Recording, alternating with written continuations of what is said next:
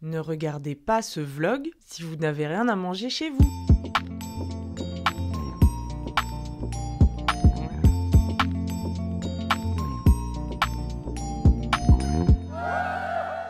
Ok, le mois dernier, j'étais à Naples avec ma pote Francesca dans le but de manger.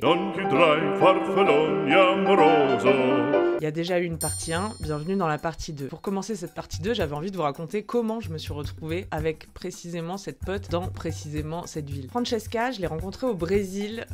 Attends, faut que je remonte avant ça, parce que c'est une histoire d'amitié croisée. Parce que moi, j'aime bien cartographier comme ça un petit peu les hasards qui forgent une destinée. Ça démarre en 2018. C'est le moment où je commence à faire du stand-up. Ça, c'est moi sur scène en train de me foirer. Et où j'allais avec ça, moi? La personne qui filme cette vidéo, c'est Félix. C'est la première fois qu'on se rencontre ce soir-là et on va devenir amis. Flash forward, 2 ans plus tard, c'est le Covid, je suis confinée, je fais comme tout le monde une cure de sébum, puis je décide, pas comme tout le monde, de m'enfuir au Brésil. Quel est le fuck? Attendez, je vais faire une pause dans mon histoire, parce que si vous aimez les histoires, c'est le moment que je vous parle de Nextory qui est partenaire de cette vidéo. Nextory, c'est une application de lecture, je vous en ai déjà parlé ici. Leur slogan, c'est Don't stay on the same page, ne restez pas sur la même page. L'objectif, c'est de lire pour découvrir des nouvelles choses, pour avancer dans ses réflexions. Il y a plus de 250 000 titres dispo sur Nextory, dont L'amie prodigieuse d'Elena Ferrante, qui est une grande saga d'amitié qui se déroule à Naples. Bam, tout se recoupe, tchac. Une saga qui va vous faire voyager en Italie depuis chez vous, un petit peu comme ce vlog finalement. Sur Nextory, vous pourrez écouter les 4 tomes de L'amie prodigieuse, l'histoire de Lila et Elena, 2 amies qui se rencontrent dans les années 50 dans un quartier populaire de Naples, et qu'on va suivre sur une 60aine d'années dans leur existence et leur quête de liberté à travers l'histoire de l'Italie. Petit extrait? Petit extrait. La mère de Rino s'appelle Raffaella Cerullo, mais tout le monde l'a toujours appelée Lina. Pas moi. Je n'ai jamais utilisé ni ce premier ni ce deuxième prénom. Depuis plus de 60 ans, pour moi, elle est Lila. Cela fait au moins 3 décennies qu'elle me répète vouloir disparaître sans laisser de traces. Et il n'y a que moi qui sache vraiment ce qu'elle veut dire.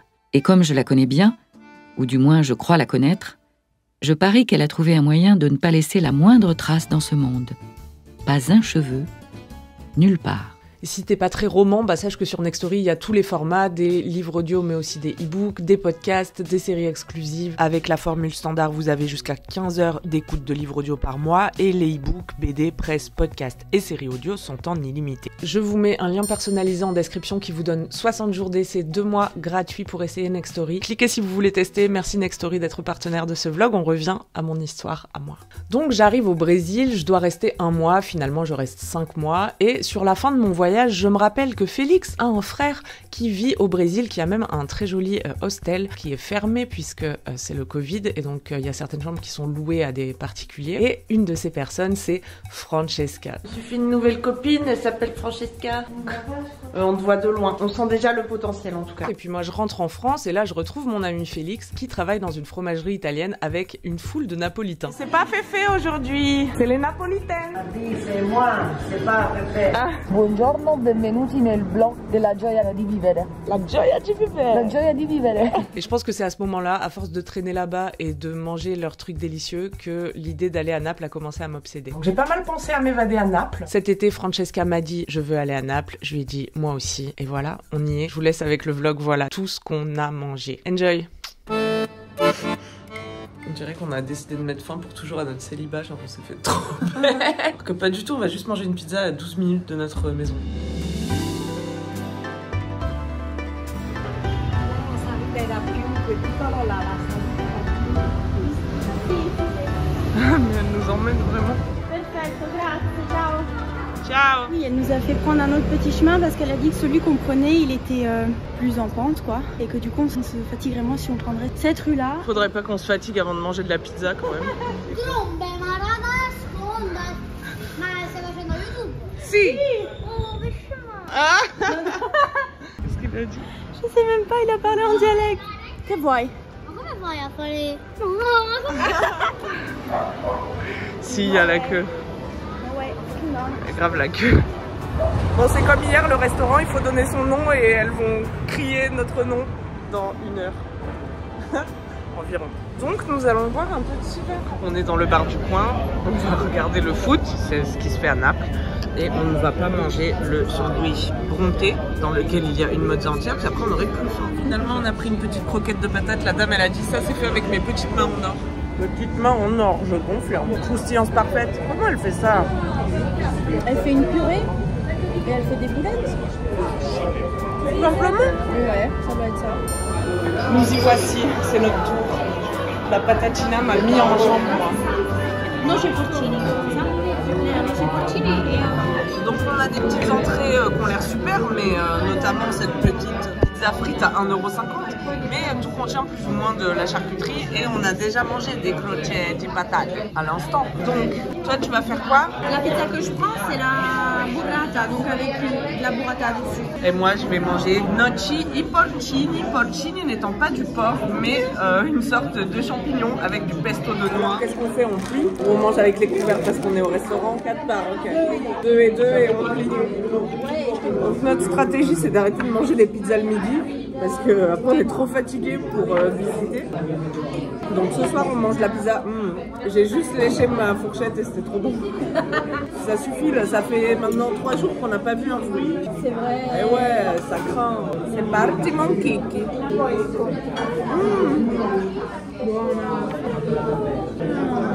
En échange, je te l'envoie.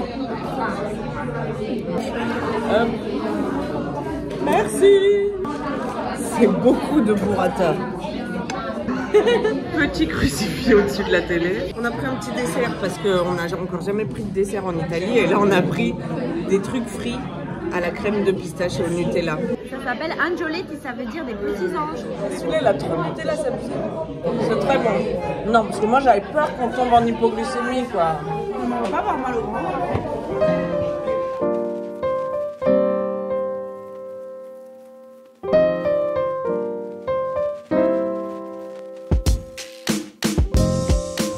Voilà, donc là on a demandé 2 cafés allongés. Voilà, je vais rajouter de l'eau. Est-ce qu'on va me bannir de la ville?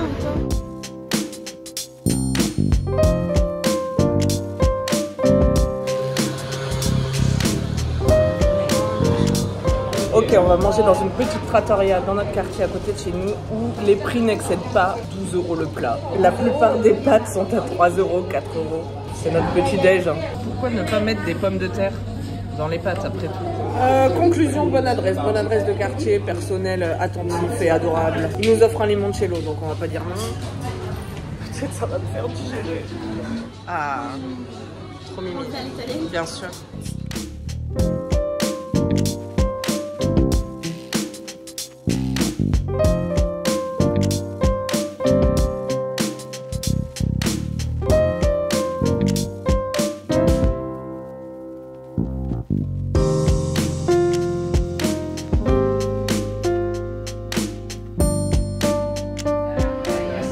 Glace en dessert. T'as des goûts faves, toi? Moi, c'est pistache. Ah, moi aussi, je kiffe trop pistache. Tu sais, elle a rien à voir en Ça, Italie. elle a une bonne couleur, enfin, c'est-à-dire Pas vert fluo. Ouais. Grazie.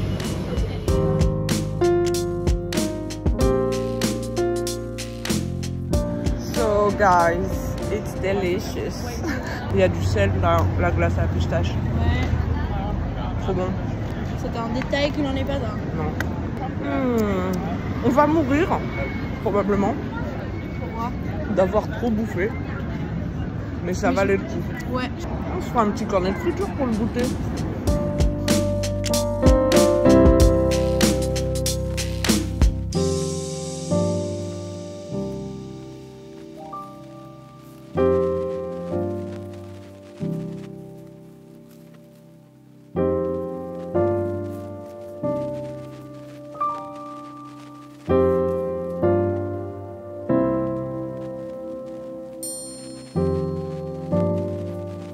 Ok, avant d'aller faire une petite sieste, on peut se permettre un copo qui est le fait de manger des choses frites dans un cône.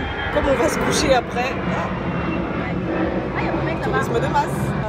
Donc tout peut se manger frit. On a de l'arancino frit, la mozzarella frite, des crabes, des crevettes. On va prendre un petit mélange de la terrade qui est plus ou moins végétarien, sauf l'arancino. On verra ce qu'il y a dedans. Un goût. Le premier, c'est la fleur de courgette. Ah, je m'attendais pas à ça. Très croustillant. Je te laisse le cul de la fleur. Laisse-moi le cul de la fleur. Qu'est-ce que c'est que ce truc? C'est la pasta fritta, non? Oh là là, c'est trop bon. Attends, j'essaie de le partager. Nickel. Oh my god. Oh my god. Incroyable. Ah, nous voici dans l'ascenseur du Vesuvio bar, hôtel, restaurant, rooftop. Nous allons boire un petit verre pour regarder la vue. Ouh, ça fait flipper.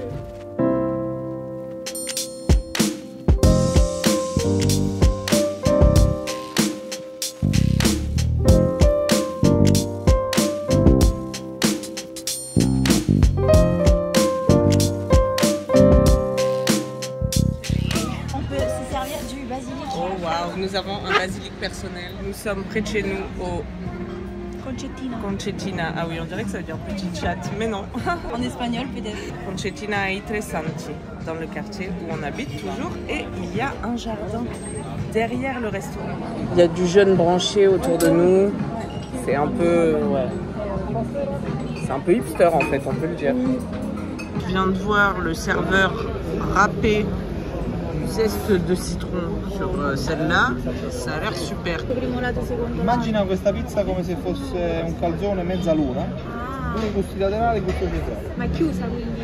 Sì, chiusa però... C'ha 3 ripieni insomma? No, stanno sopra, capito? En gros, j'ai posé la question à cette pizza dans laquelle il y a un côté, deuxième côté, troisième côté, et chaque côté a des ingrédients différents. Au-dessus, il y a tel ingrédient.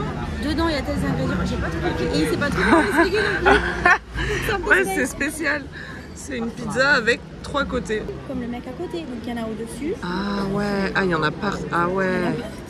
Ah ouais, mais c'est une montagne son truc. On dirait une lasagne de pizza. Ouais, c'est ça. Waouh. Ouh là là. Sexy. Trop bonne. Oh, bah oui. J'ai jamais mangé une burrata comme ça. Moi non plus. Wow. Oh my god, it's my turn. Grazie mille. C'est parti mon kiki. Ouh là là, regardez ça.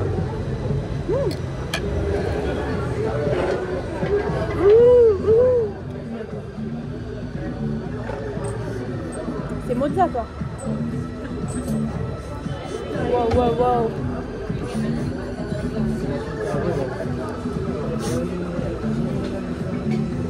Insortable. Je rigole de notre pauvre sort. On n'arrive plus à marcher. 3 étages. Les escaliers. Très haut. Très ouais. Les marches sont hautes. Après une pizza, une burrata, la mozza. C'est que le deuxième. Jour quoi là? Je sais même plus. 5 pour 5.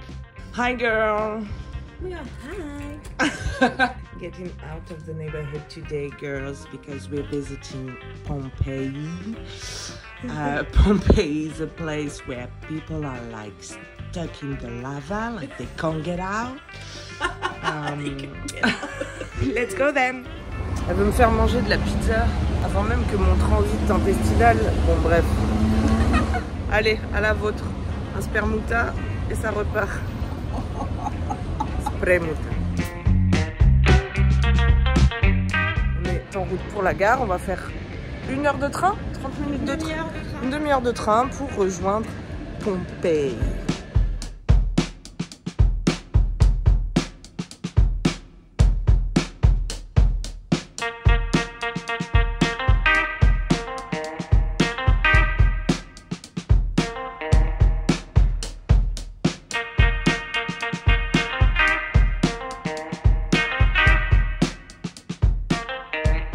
Là, on rentre dans la ville par une des portes.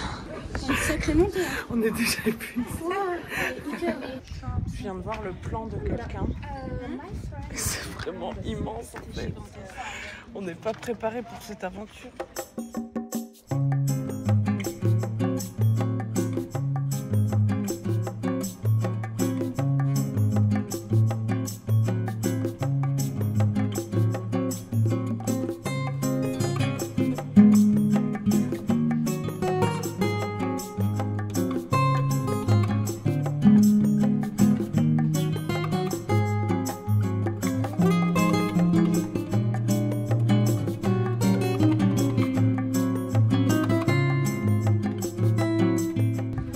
on est au bout. C'est immense, hein.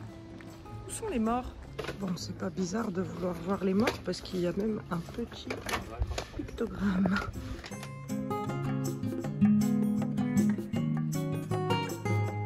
Ah ouais, là on est vraiment dans une maison. Waouh! Je crois que j'ai jamais fait un vlog aussi historique. J'ai l'impression d'être Stéphane Bern. Nous allons pénétrer chez les gens tout momifiés. C'est très impressionnant. Ça me rappelle qu'une fois une abonnée m'avait envoyé un DM en me disant regarde cette fresque de Pompéi, on dirait grave toi. C'était vraiment vrai. C'est vrai, elle me ressemblait un peu. Ce qu'on a découvert aujourd'hui, c'est que Pompéi c'était quand même une grande ville. Et après, j'ai envie de vous dire, c'est beaucoup de ruines quoi. C'est de la ruine à perte de vue. Là, ça fait 2 heures qu'on est là. Moi, je pue en fait. Ah bon? Ouais, là, je sens que je commence à... Je pue, je commence à sentir le vieil archéologue.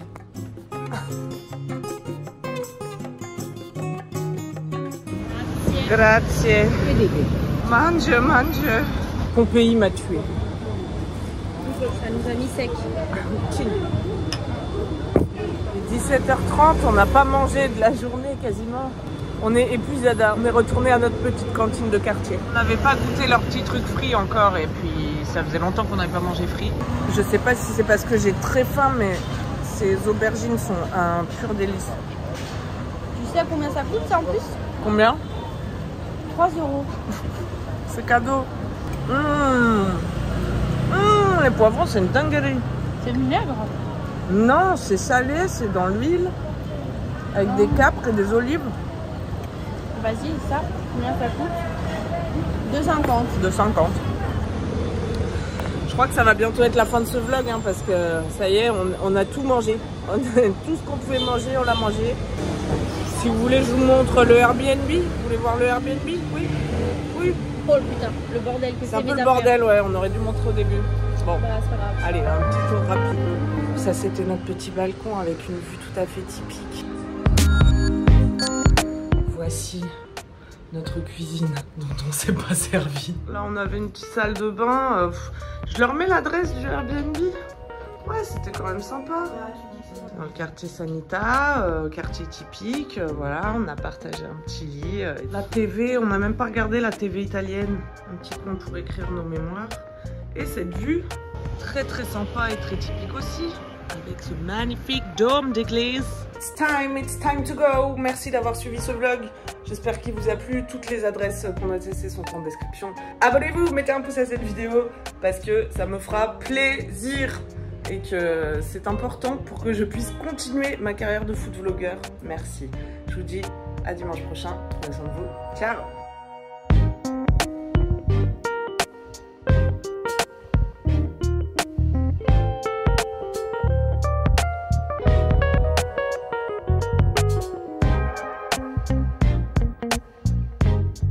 Thank you.